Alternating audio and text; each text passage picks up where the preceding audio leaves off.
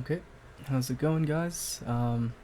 Cielhart here. Today I'm going to be showing you guys how to clear Valley of Slaughter, the 2-star dungeon that's the 2-star version of Butcher's Canyon. Supposedly this is the easiest boss of the 2-star dungeons, but it can still get a little rough out here with a lot of new players, I'm sure. But it's okay. I'm here to show you that you can still clear it with a newer party, just in case you guys do have some guildies you want to run it with.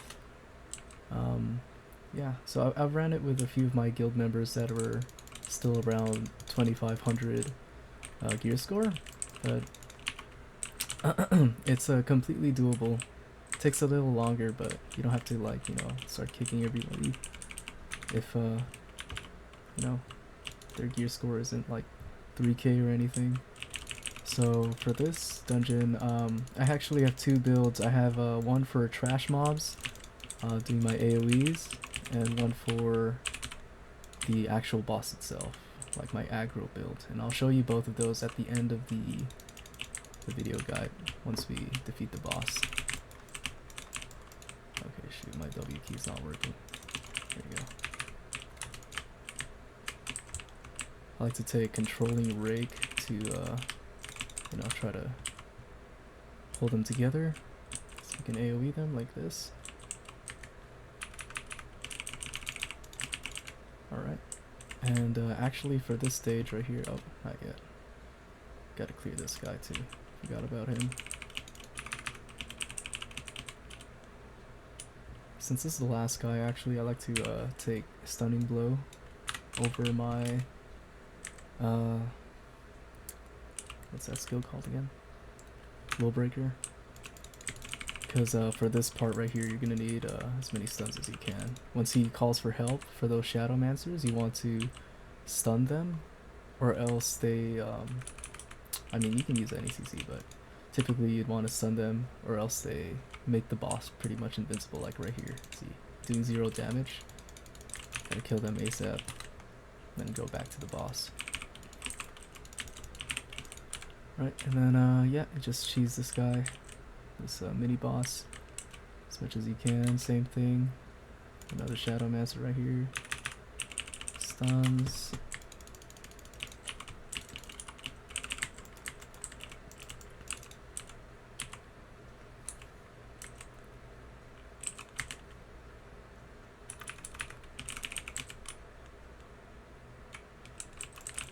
Okay, same thing. Just keep cheesing them. Right, there you go. And next, I put my Will Breaker back in. You don't have to keep doing that though, if you don't want to, keep switching them in and out. You can just keep your Stunning Blow in, because you're going to need it again for the next set of mini boss. So what I like to do here is I let my party get the drawing key pouch so I can move forward and attract all the enemies. Push this guy off the cliff, drawbridge activation. Try to aggro everything before my team comes so they don't get hit. Take these guys here. Okay, Will Breaker into Cleaving Roar, to Gaia Crash, and then finally Ice Tornado. I like to take the AoE stun, because it's nice for CC too. Oh, there you go. Get them all up together here.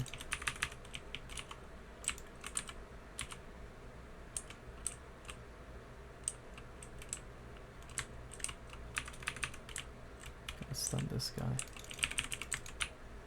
Nice.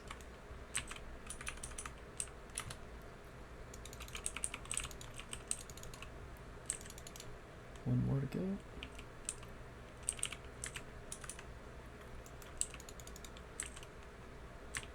Okay, so here I like to put my Stunning Blow back. I usually wait for a party member to freeze. Right there. Oh, double freeze, okay. You want to CC all 3 of these so you can kill them as much as possible, as fast as possible, I mean. Wait for them to unfreeze, boom, stun, nice stun. Someone has to stun that one too. Shit. Okay, there you go. Nice. My stuns are on cooldown now, but it's okay. There you go. Alright.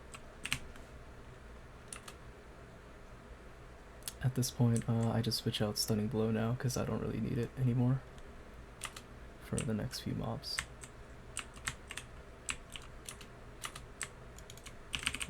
Push this guy off. Pull him with Controlling Rate. Put back Will Breaker into my ice combo, pretty much. That's pretty much it for the trash mobs. Not too difficult. See if I can kick this guy out. Oh, I can't. Alright. So at this point, I would communicate here to my party.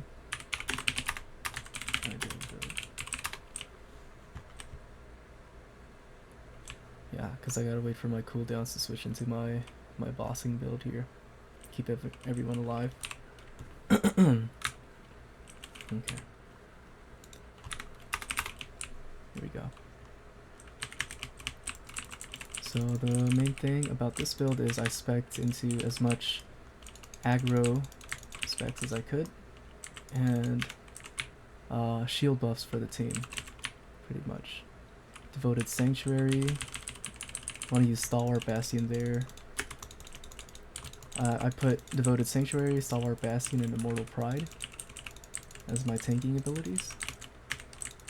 And what I like to do here as a tank, you want to dodge these fire axes because they do trunk your HP, and it helps save your healer mana, you know, just in case they're new. You can Q dodge it, negate some damage. Here, when you get the Diamond Fury attack, unlike the T1 dungeon, you want to Q dodge it. So you Q dodge those 2, and then Q dodge this one more time. You should be good to go.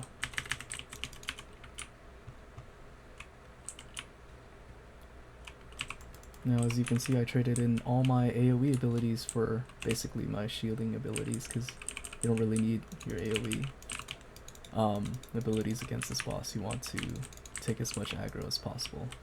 So I want to dodge the fire axe. Careful, Ethan, over there. Usually, if you're a DPS or a healer, you want to be at the opposite side of your tank for this boss, just in case you get hit by that fire axe, see, like Ethan did there. But it's okay. Looks like he didn't do too much damage to him. So I'm saving everything, trying to time my shielding abilities. Once he says, "I'll crush you all," that's when you want to use your Stalwart Bastion, right there, and Immortal Pride. And usually what I like to do here is, sometimes if the healer's new or they're underpowered, I would use Devoted Sanctuary afterwards to try to keep my party members alive. So that's another option you can use, but for the most part they looked healthy there, so I saved my Devoted Sanctuary just in case for another moment they do get hurt. So Q dodge there, Q dodge the fire axe, and then you should still have enough stamina to Q dodge one more time. There you go. You want to bait the boss away from the sheep so your party can attack the sheep. However, when he does get to 50% HP, you can he spawns 2 sheep and you can target the other one and burn it using the boss's dash. Just in case your party doesn't have enough DPS. Unlike mine, looks like everyone's pretty high DPS. High gear score, I mean. But you will come across parties every now and then that may not have as much gear score, and that's okay because this boss is doable without a high gear score. It's going to be a little tougher, but as a tank, you can definitely do your best to keep them alive using these buffs right there. See, like Stalwart Bastion, Immortal Pride, really useful. Definitely want to take those 3 buffs here. Now, I take Stunning Blow, Guillotine Blade, and Death Blow because if you guys have seen the skills, because the boss is immune to stunning blow, he gets shocked instead. And because he gets shocked, you do extra damage with guillotine blade and stunning blow. So shoot. My teammate's over here. We're good though. Alright.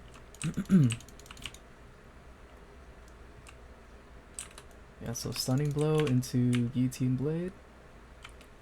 Into death blow here. Boom. Lots of damage. Okay.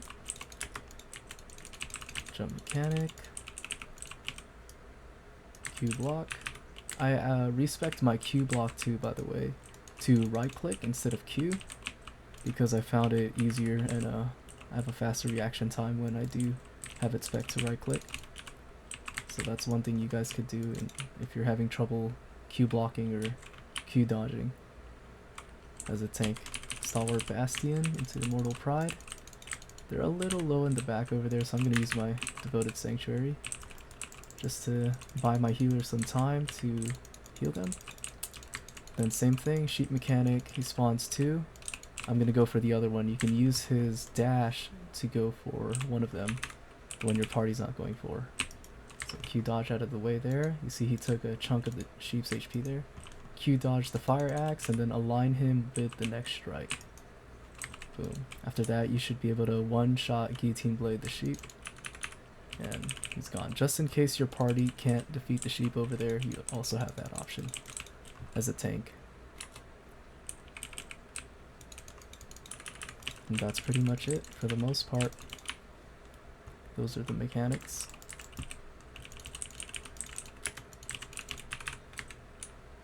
You should be able to get him right now. If you're a staff user, by the way, you want to use your freeze when he does that I'll crush you all mechanic, because it does hurt quite a bit if you don't, which is why us tanks, we need to have Stalwart Bastion ready just in case the staff user forgets to do that. So the 2 ways of mitigating that boss wipe right there when he uses I'll crush you all is for a staff user to use freeze, and for tanks to use Stalwart Bastion and the rest of their defensive skills, but most importantly Stalwart Bastion. Stalwart Bastion and Immortal Pride, I guess. Devoted Sanctuary too, yeah, because this is only DR, which it's a flat damage reduction, but Devoted Sanctuary really helps keep everyone alive. Okay, so next, since we cleared the boss there, I want to show you guys my builds. I have a 4-piece Shock Commander set, so it makes tanking a lot easier with the Nirma Sword.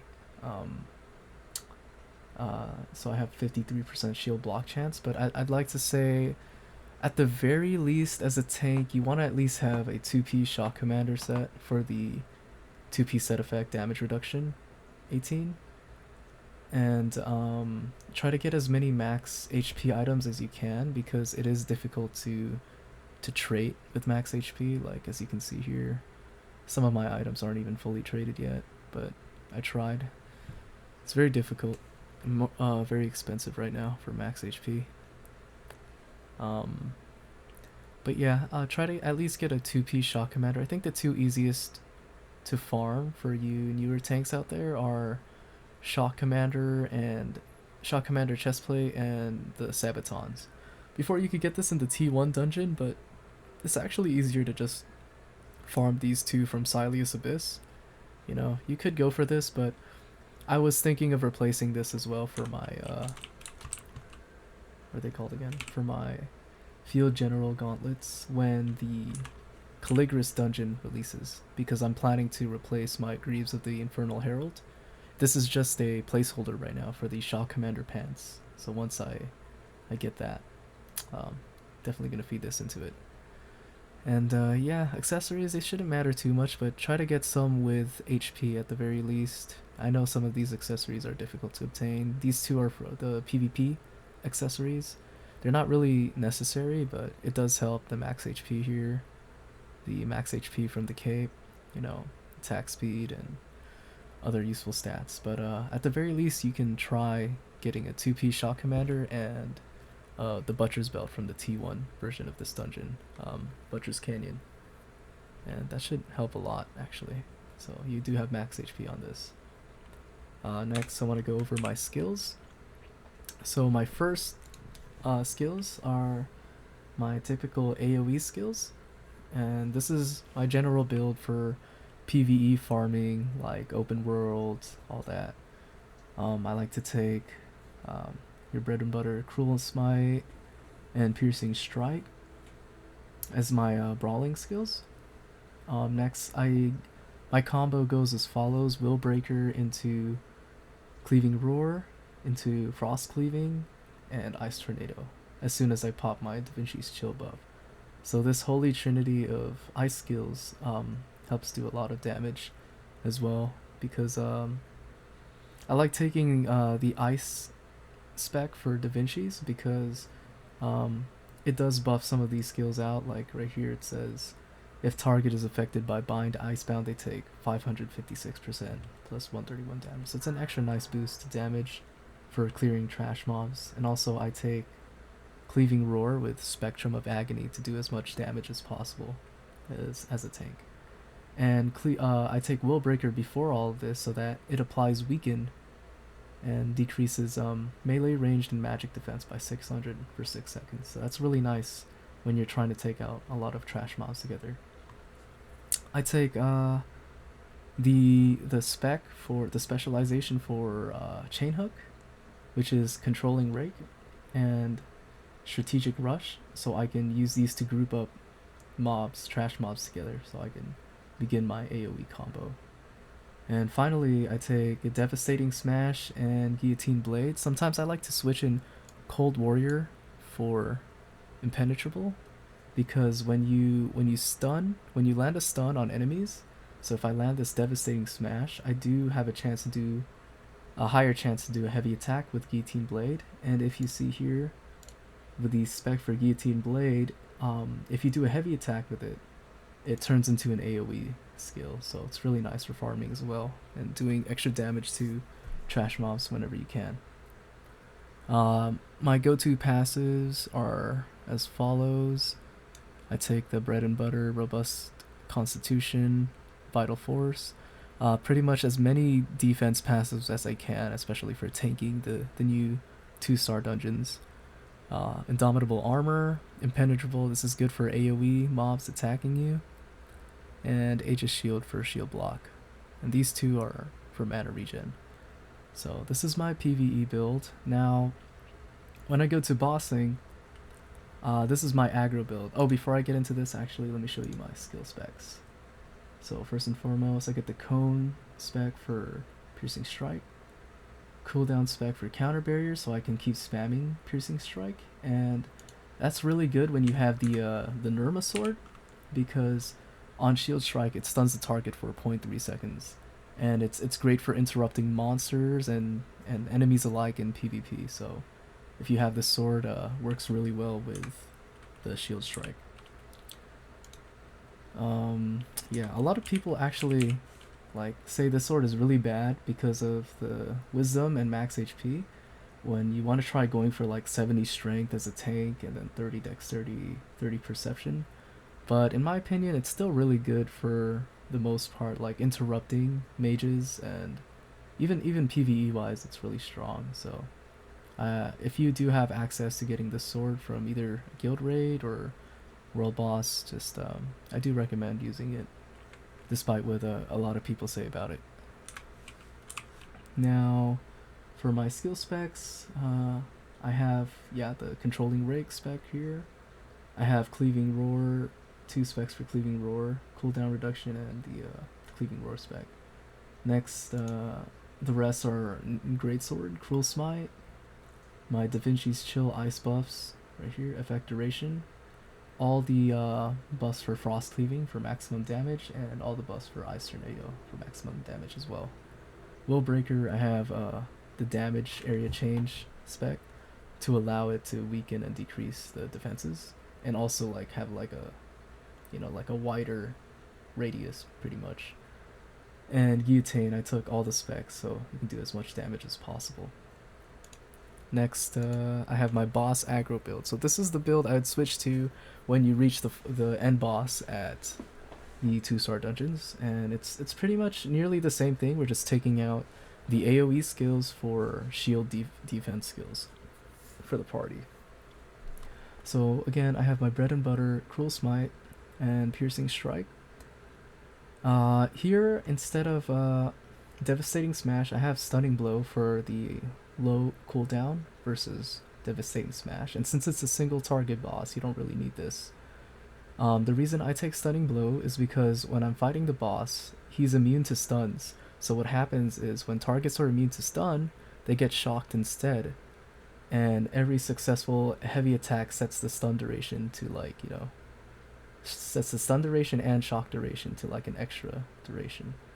And this synergizes well with the Cold Warrior passive to allow these two to have a higher chance of proccing a heavy attack, which ends up being a lot of damage. So I like to do as follows. I like usually combo off my Cruel Smite and Piercing Strike into my Stunning Blow, and then immediately follow up with Guillotine Blade and Death Blow for my DPS combo. Next, for aggroing, you want to substitute in your aggroing as much as possible with Chain Hook and Shield Throw. I have the specs for aggro on these two skills to maximize my aggro. And finally, I have my buffs here, Da Vinci's Courage and Counter Barrier, my bread and butter healing, damage, and defense buff for shield blocking. And finally, my holy trinity of defense skills over here for my party.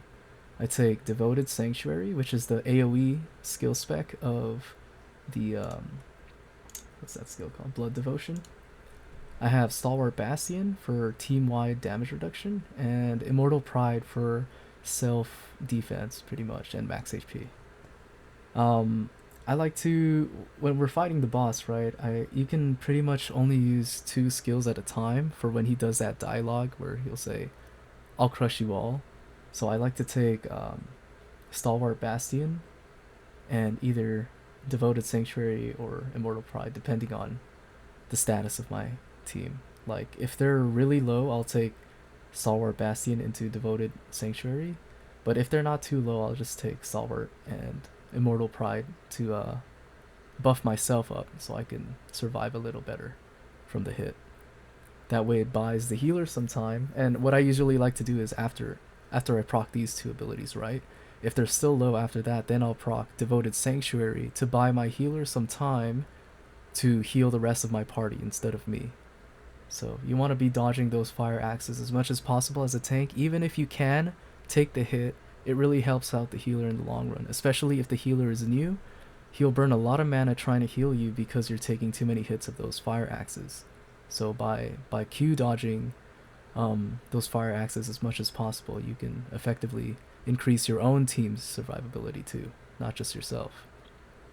So passive wise, I go through pretty much the same passives. The only thing I'm really replacing here is Impenetrable, even though this is a defense skill, and it still does work. You can see here it says magic melee and range defense increased by 179 if there are 2 or fewer targets, but you pretty much only really want this for when you're going against multiple targets, like 3 to 6 targets, because your defense increases by a truckload, like 700 if you have 7 or more targets.